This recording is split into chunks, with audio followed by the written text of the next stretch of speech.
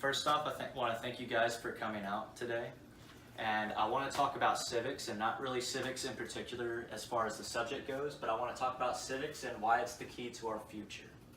Now, civics needs to be mandated as part of a pre-college curriculum in both younger youth as far as pre-K and stuff like that, and so on and so forth. And I really think it should be focused in on high school, because at that point, that's whenever we're really preparing our youth for the adult world. Now, next slide. And what is civics? Civics teaches us our civil duties, our duties as civilians to reach out to our community. It teaches us competency, how to protest correctly, how to behave properly with etiquette as a civilian and a citizen of the United States. Our political rights, like our amendments to our Constitution, your rights as a U.S. citizen. And it also teaches us our economic rights, our rights to own property, to own houses, and so on and so forth. Next slide, please.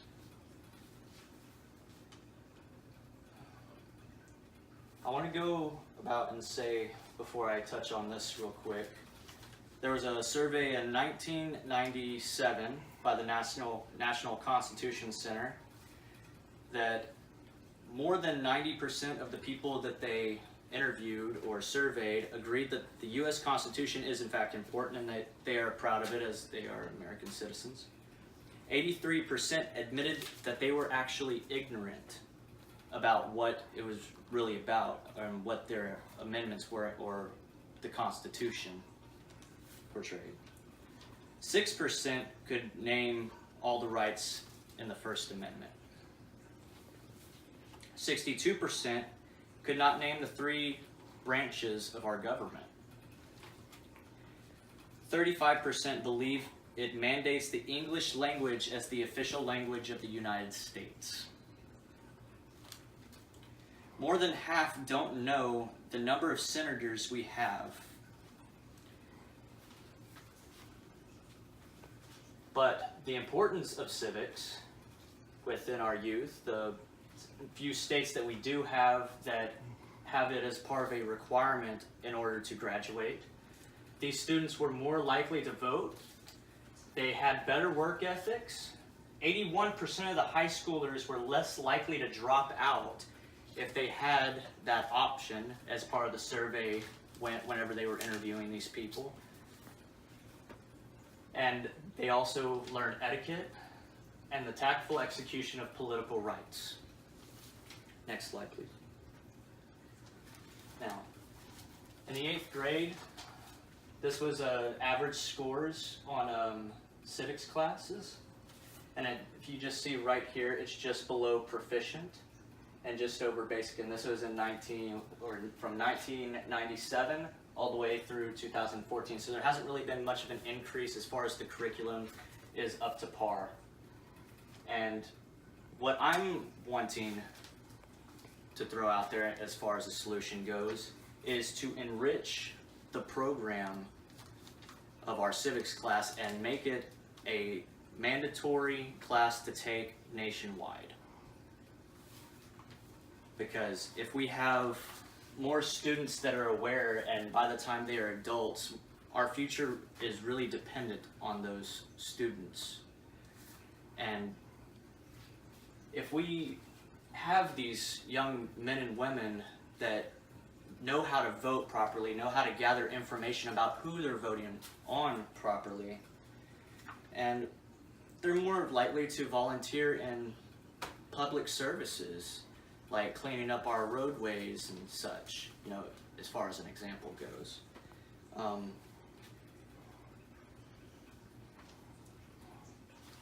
And students that took interactive and traditional courses also benefited very well from the curriculum that they were in whenever they took these courses as part of the mandatory curriculum in their schools. They developed critical thinking, they developed news comprehension, they developed great work ethic. And these schools tended to be a lot safer and had a more respectful environment in which they conducted. Next slide, please. Civics and you. Basic rights could be endangered if we do not understand our rights as U.S. citizens. Riots could occur regularly, and cops will even tell you this, and my cameraman right now is actually a police officer. How often do you actually get somebody saying, well, I didn't know the law? All the time. Yeah, and ignorance is no excuse whenever you break the law. Even if you unintentionally do it, is no excuse, and 9 times out of 10, I don't think you'll get off with just a warning. And it's not a police officer's job to teach you. They're not your teacher, and this is up to you to learn these things. And that's another reason why I feel civics is very important. Next slide, please. Next slide, please. But there's still hope. Becoming informed is just a click away. You can actually just go on the internet and look this stuff up. You know, be an active citizen. Consider volunteering for your community.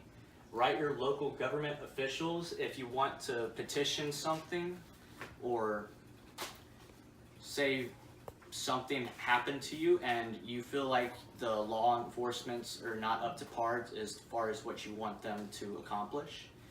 There's ways you can do this other than going into town and flipping cars. And this What is. did you do? Go ahead. I don't know.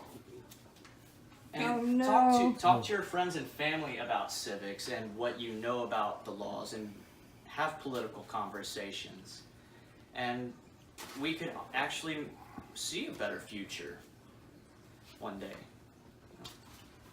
And I can't express more importantly voting.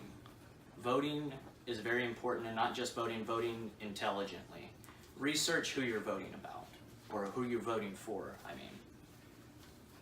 And with this being said, just being aware that civics is very important in our society is a good step forward, I feel.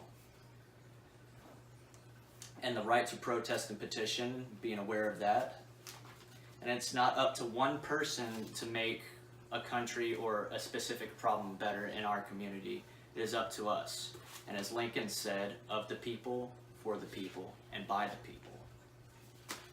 Thank you for watching.